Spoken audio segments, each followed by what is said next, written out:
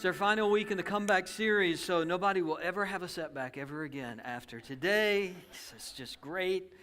Now, that's not the way it works, is it? You don't do this one time and you never have to worry about it again. Hopefully you go through long periods of your life without any setbacks. I wish that for you. I wish that for me. Like long periods of time where everything's smooth and everything's working out just fine, but then setbacks have a way of just showing up in those seasons. So we're gonna take up one more today, and the comeback we're going to talk about is the comeback from disappointment. The comeback from disappointment, and I want to use this as kind of our go-to definition, explanation for what disappointment is. Disappointment is what I feel when my expectations and predictions don't become reality. Disappointment is what I feel when my expectations and my predictions don't become reality. I expected things to go one way and they didn't go that way. I predicted that this was going to work out like this, and it didn't. Granted, sometimes things can exceed our expectations, can exceed our predictions, right? It could be a positive expectation. That's not the one we're talking about today.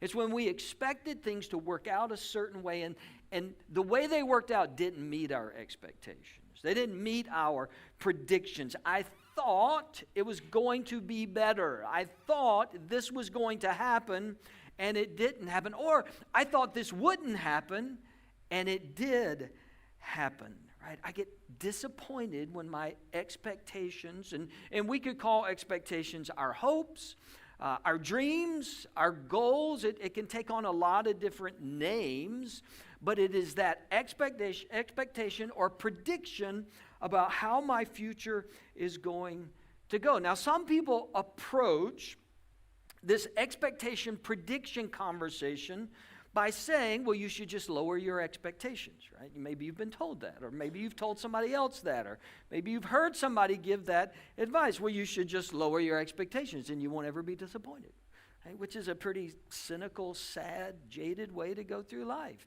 isn't it? Just have low expectations and you'll never be disappointed in life. That's kind of just a cynical approach, and it's tempting sometimes, especially when we get really disappointed.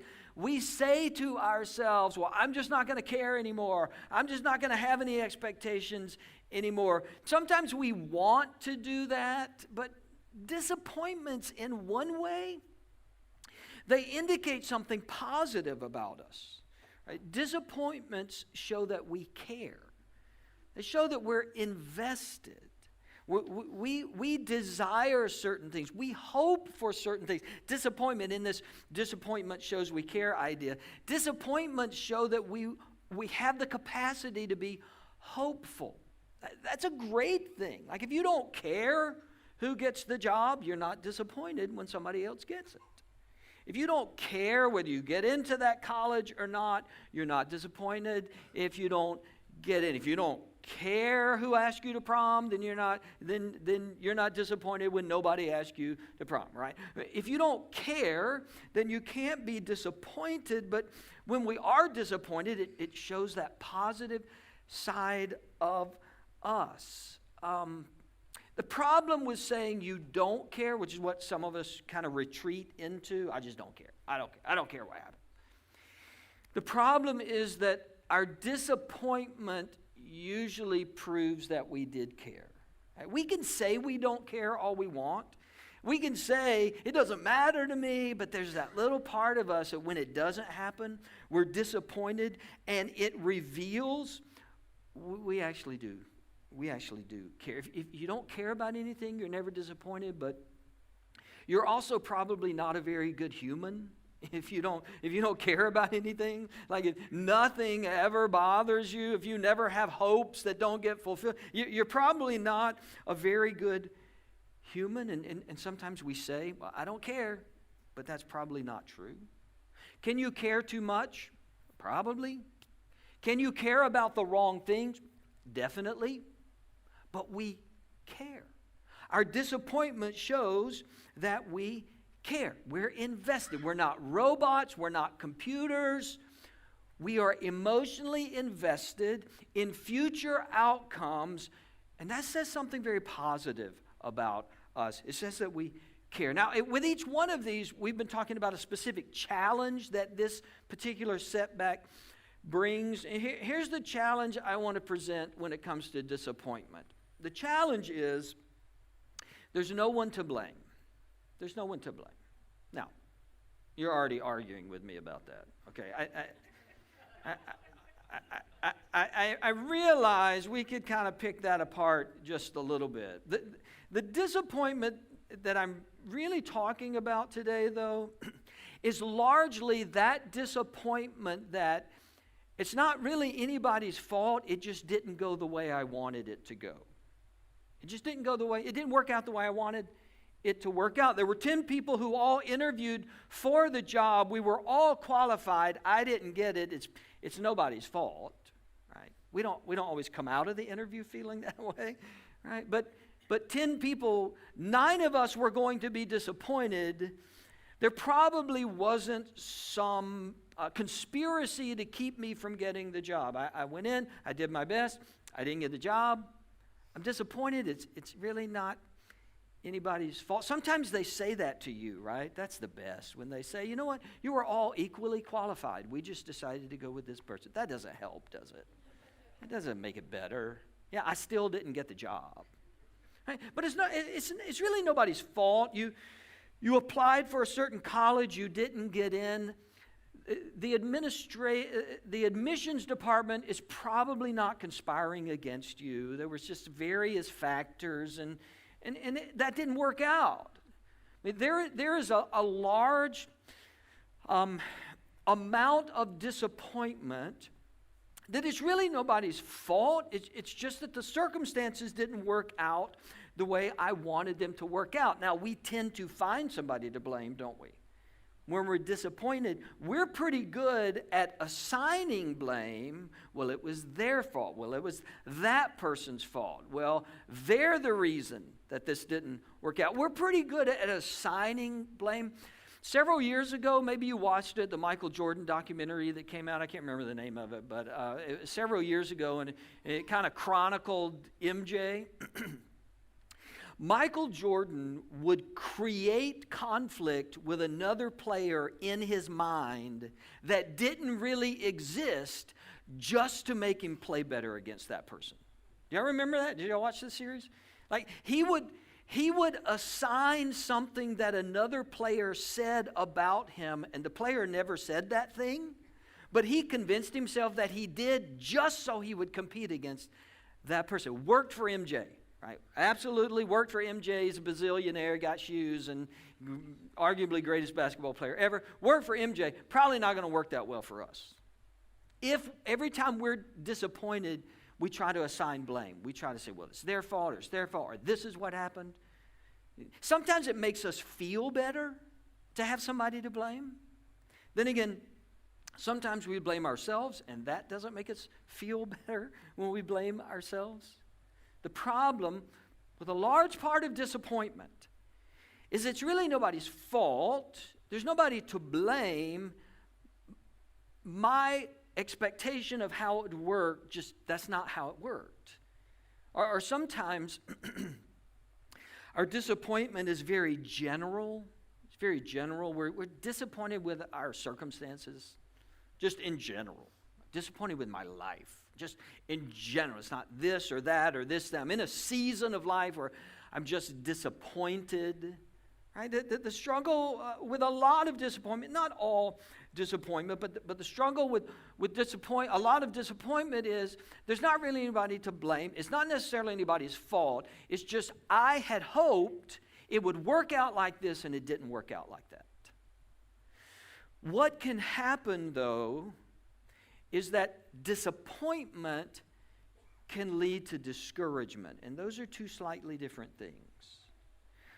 My disappointment with how things worked out in this situation can lead to a more ongoing discouragement with everything.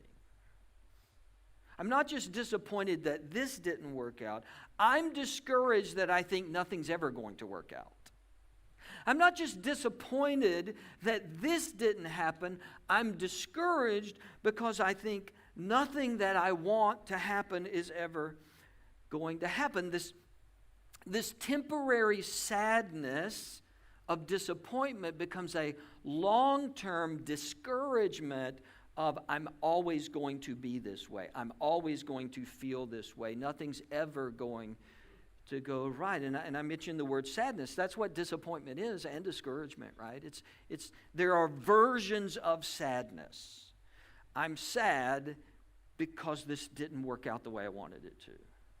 I'm sad, and that sadness can be, as in the case of disappointment, that can be a short-term sadness, or in the case of discouragement, that's a longer-term sense of sadness. The New Testament word for discouragement means to lose spirit, to lose courage, to lose passion. Disappointment is, this didn't work out the way I wanted, but discouragement is sort of the life and energy and passion and vitality for my future. The future drains out of me. My energy drains out of me. Not just, I'm disappointed with this thing. I'm discouraged. I don't have a lot of motivation. I'm depressed, perhaps. I lack any energy just for life in general. Another aspect of discouragement from disappointment is with discouragement, I feel a lack of control. With disappointment, my expectations were not met. When I'm discouraged, I feel like my expectations will never be met. And it's out of my control. Like there's nothing I can do. It's always going to be terrible. It's always going to be negative. Things are always going to work against me. So as followers of Christ, we're going to experience disappointment. I mean, there are times we're going to experience discouragement, but what we want to do is we want to keep disappointment from becoming discouragement. Paul talks about struggles that the Corinthian church is going through in 2 Corinthians chapter 1. We're going to be there this morning. 2 Corinthians chapter 1. Paul is dealing with setbacks, with disappointments, with struggles, with challenges that the people in this community, in this church, are all experiencing, and his comments to them can give us some help in avoiding the slide from disappointment to discouragement. This is what Paul says. He begins with his normal greeting, right? Grace and peace to you, and shout out and that sort of thing. He begins with his normal greeting, and then in verse 3 he says, "Praise be to the God and Father of our Lord Jesus Christ, the Father of compassion and the God of all comfort, who comforts us in all our troubles, so that we can comfort those in any trouble with the comfort we ourselves receive from God.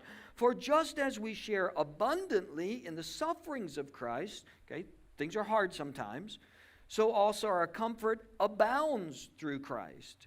If we are distressed, it is for your comfort and salvation. If we are comforted, it is for your comfort, which produces in you patient endurance of the same sufferings we suffer. And our hope for you is firm, because we know that just as you share in our sufferings, so also you share in our comfort." So Paul's walking them through their struggles, their disappointments, maybe their discouragement. And notice that Paul's approach to their disappointment or their discouragement is not to tell them, don't be discouraged or disappointed.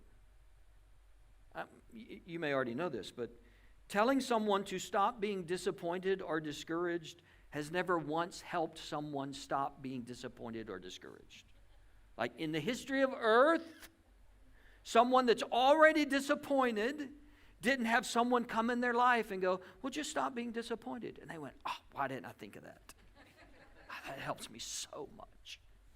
No, never in the history of earth has telling someone to not be disappointed who is already disappointed made them magically not be disappointed. Paul doesn't say, "Stop it. You should stop it." Because he knows that's not going to help.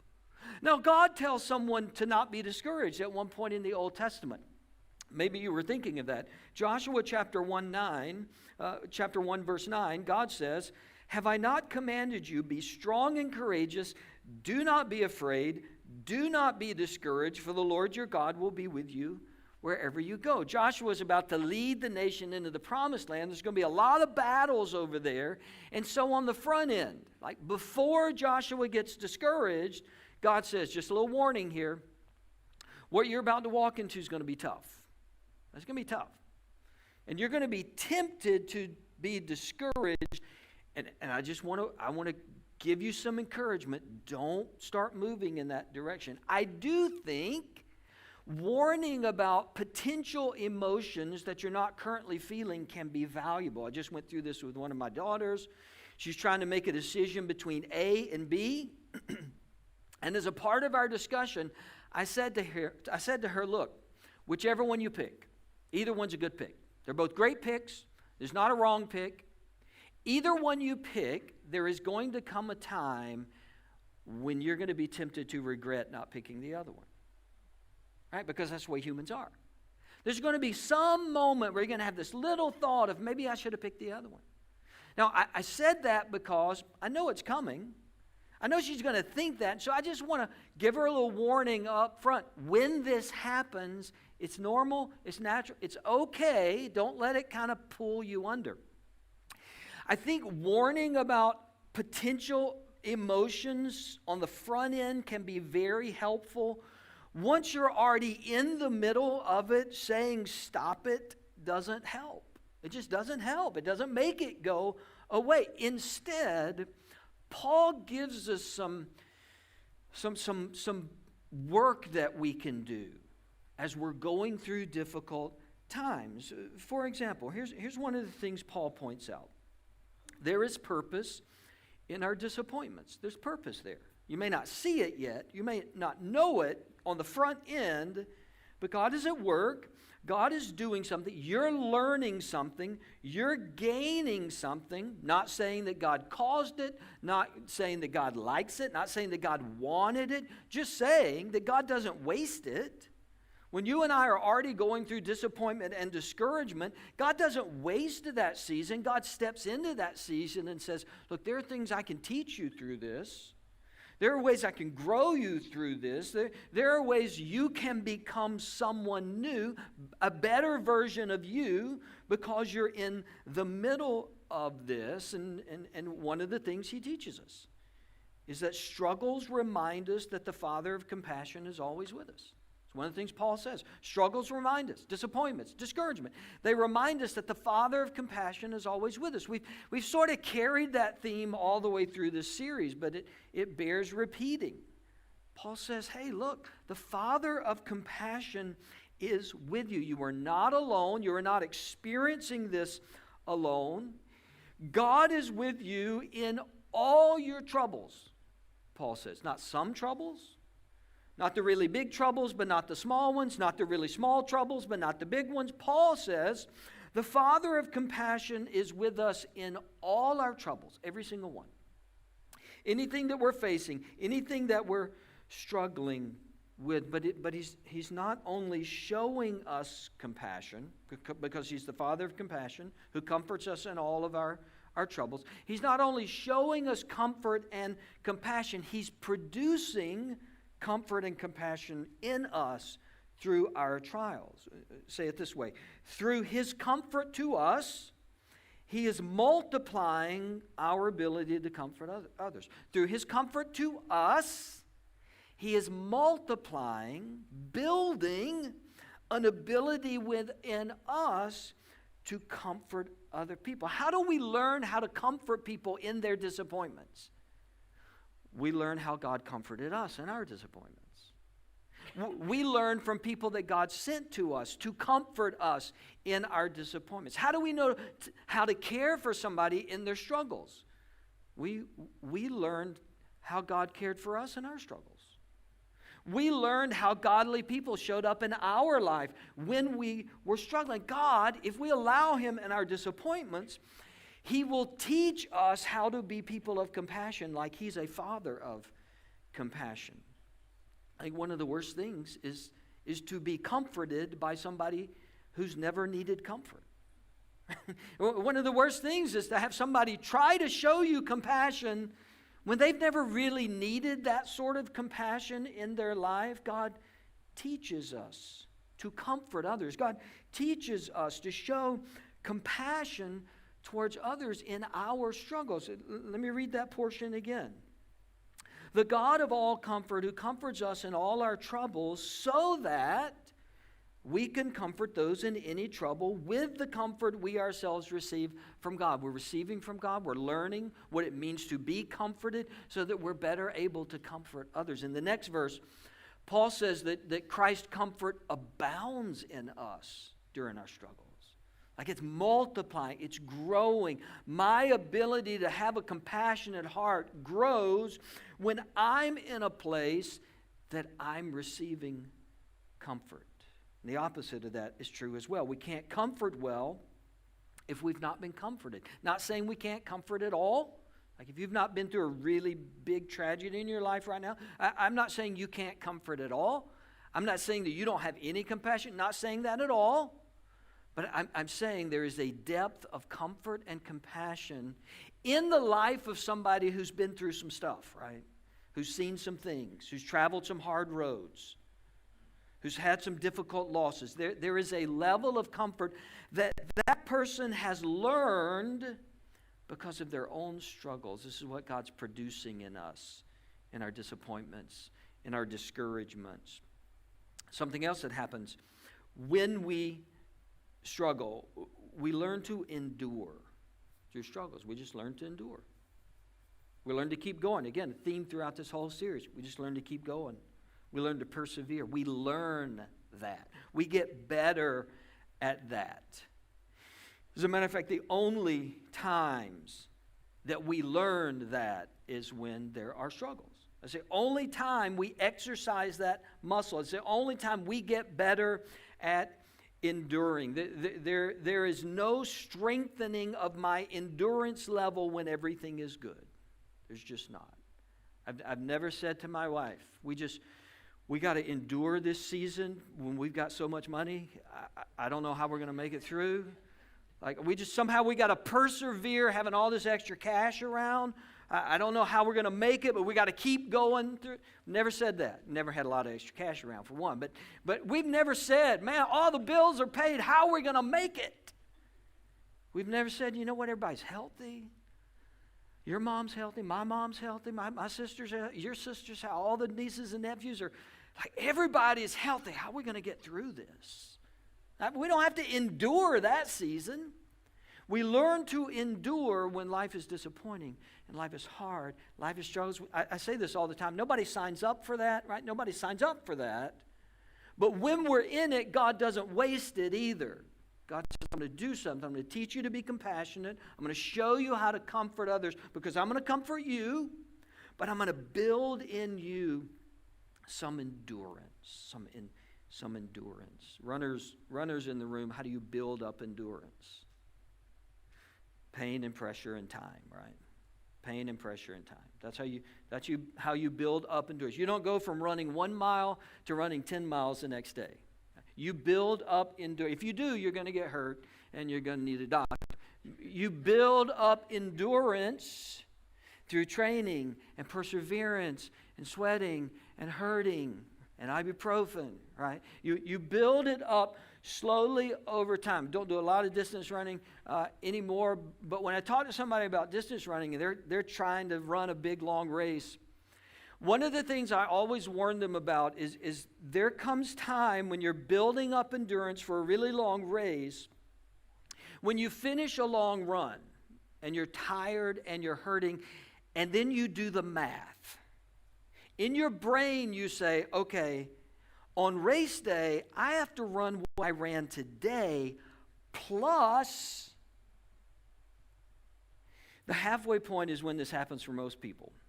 You run halfway of whatever your distance goal is. You run halfway, and then when you're done and you're drinking some Gatorade and you're eating something, you think to yourself, I have to do that all over again on race day. I will never be able to do that twice. And I always tell them, you don't have to do that twice that day. You just have to run the distance for that day. And then tomorrow you run the distance for tomorrow. And if you just keep doing that, you will build up endurance. It will be slowly. You will have what you need on race day. You don't have to do it today. You don't have to do the math today. You just have to keep running today's distance. When it comes to building endurance, we don't get it all at once. We don't discover it all at once. We run today's distance. We persevere today. And sometimes when we go through hard tragedies, we look down the road and we think, well, I don't think I'll ever be to that point. I don't think I'll ever. Not today. You're not there today. You just have to run today's distance. And through the pain of today and through the struggle of today, God is producing in us endurance. Let me read it again from verse 6. If we're distressed, it's for your comfort and salvation. If we're comforted, it's for your comfort, which produces in you patient endurance of the same sufferings we suffer. The suffering comfort of God, it's doing something in me. It's giving me endurance. This is not the only time that appears in the Bible. Romans 5, Paul says, not only so, but we also glory in our sufferings because we know that suffering produces perseverance. Perseverance, character, character, hope. Theme for Paul. Paul's not the only one. James says in James 1, consider it pure joy, my brothers and sisters, whenever you face trials of many kinds, because you know that the testing of your faith produces perseverance. All throughout the Bible. We want to know how to endure? You got to go through some struggle. Got to be tested. Pressure and pain is what produces perseverance. Again, nobody signs up for it. Nobody wants it tomorrow. It's going to find us. It's going to come into our life. And God's going to redeem that season by teaching us to be compassionate and growing, producing in us perseverance. In our disappointments, there is great value in just hanging in there. Don't underestimate the value of just hanging in there. Sometimes we feel like I should be doing more. I should be farther along. I should have conquered this. Don't underestimate the great value, the work that God is doing when you just hang in there for another step and another mile and another day. God is producing perseverance in us. And that hanging in there, that next step, that next mile, that next moment of endurance is keeping disappointment from sliding into discouragement. I'm disappointed that this didn't work out the way I wanted to, but I'm not giving up. I'm going to endure. I'm disappointed in the way things turned out, but I'm not quitting. I'm just going to hang in there. I'm going to keep taking another step. I'm disappointed that this didn't work out, but I'm believing that other things are going to work. God has other things in my future. Don't underestimate the value of just hanging in there. Later in 2 Corinthians, this may not be on the screen, Paul writes in chapter 4, we are hard pressed on every side, but not crushed, perplexed, but not in despair, persecuted, but not abandoned, struck down, but not destroyed. Yeah, there are things we don't understand. There are things we did not want, but we are not giving up. We feel the weight of it, but we're not giving up. We feel the struggle of it, but we're not in despair. We're going to keep walking forward. Now, the good thing to know is Paul says God is producing this in us. It's not just my ability to hang on and have a good attitude. It's not just my ability to keep moving forward. Paul says, no, God's building that in you. It's not all up to you. As we trust God, as we lean on God, as we come to God, as we cast all our cares on God, as Peter tells us, as we do that, God's building endurance in us. I don't have to try to clench my fist and grit, and I got to keep enduring. And Paul says, no, if you'll put your trust in Him, if you'll keep looking to Him, God's going to do this in you. And yeah, you have a part to play. It's not to say there's nothing for you to do, but you're not doing it alone. God is producing in us endurance. Paul gets to that point a little bit later in verses 8 and 9. He says, we do not want you to be uninformed, brothers and sisters, about the troubles we experienced in the province of Asia. We were under great pressure, far beyond our ability to endure. In other words, if it was totally up to us, we would not have made it. So that we despaired of life itself. Indeed, we felt we had received the sentence of death, but this happened that we might not rely on ourselves, but on God who raises the dead. We couldn't endure. We didn't see that kind of strength in us, so we had to rely on God, and God produced that strength in us when we didn't think it was there. We trusted God. Our faith grew in God. We kept looking to God, and God produced in us a strength that we didn't know that we had. Another thought from Paul.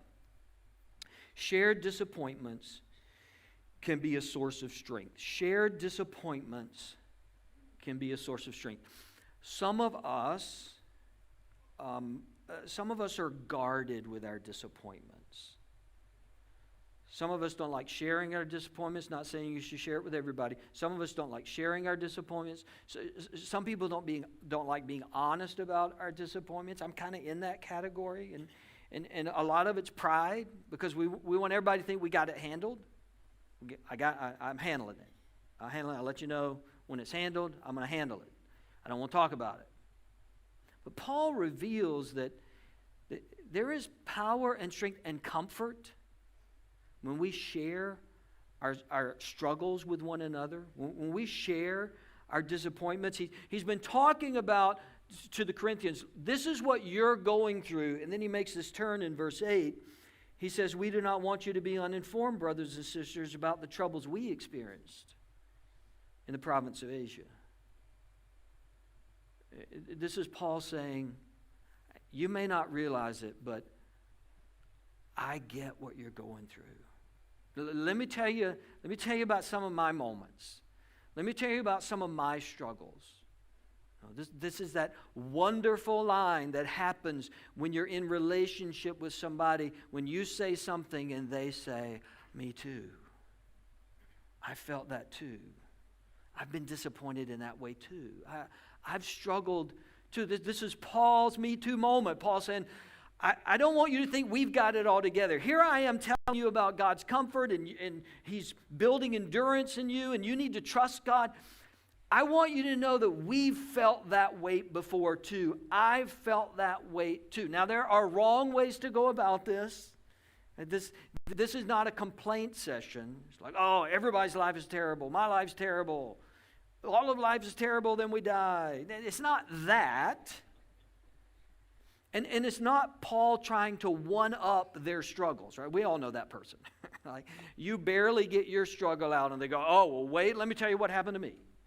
And the whole conversation's then about them, and you're not getting a lot of comfort because they're one-upping whatever you're going through, because theirs is always worse than whatever you went through. Paul's not one-upping their struggles. Paul's saying, I sincerely just want you to know we've been there. I've been there. I've been not trying to one-up your story. Just trying to connect and say, we get it. There is power. There is strength in shared suffering and shared disappointment. And saying, me too. Yep, me too. Yep, been there. Me too. Been there. This is why church is so important, right? That's why friendships are so important. Relationships are so important. Community groups are so important. Those environments that we build, wherever we build, those environments that we build with someone who can step into our struggles and share them with us and understand us and have empathy with us and say, not trying to top your story, just saying, I get it. I've been broken too. I'm with you. Let's walk through this together. Paul ends with these words. He has delivered us from such a deadly peril, and he will deliver us again. On him we have set our hope that he will continue to deliver us as you help us by your prayers. Then many will give thanks on our behalf for the gracious favor granted us in answer to the prayers of many. Walking through disappointment should not be a solo act. Paul said, look, we're going to walk through this, and man, people are going to see the glory of God on the other side of this. I don't know how. I don't know exactly how the story will be told at that end. I just know I'm going to pray for you. You're going to pray for me. We're going to walk through this together. And they're going to see the gracious goodness of God when we get through this. God's going to be so honored that we just kept going. You've been disappointed before. I've been disappointed before. We will be disappointed again. And God will be there. And God will be walking us through it. And God will be teaching us. And God will be growing us. And we will learn to endure even better. And ultimately, we will count on the hope that we have in him. Because he gives us hope. He gives us a future. And he's doing that for you. If you're in disappointment right now, he is at work to produce hope and future in your life. And when you pass through it, if you're not in it now, he will do that then for you. God, we thank you that we are not alone in our disappointments. We are not alone when our expectations and our predictions don't get met. In this world, you are with us and growing us and strengthening us and teaching us to endure and showing us compassion and teaching us how to show compassion to others even better. God, help us to rely on you. Help us to rely on, to trust you, to believe that you are walking with us. In those disappointments where maybe there's somebody to blame, and especially in those disappointments where there's nobody to blame, I'm just sitting in it. I'm just in it. To know that you are in it with us. That you are moving us forward. That you are giving us hope. Help us to rely on you. I pray for that person who's perilously close to slipping from disappointment in one area of their life to discouragement over all the areas of their life, and that today you would light a flame of hope in them. You would give them a flicker of hope that you are not done and you are at work and you have their good in mind. I pray it in Jesus' name. Amen. Let's stand.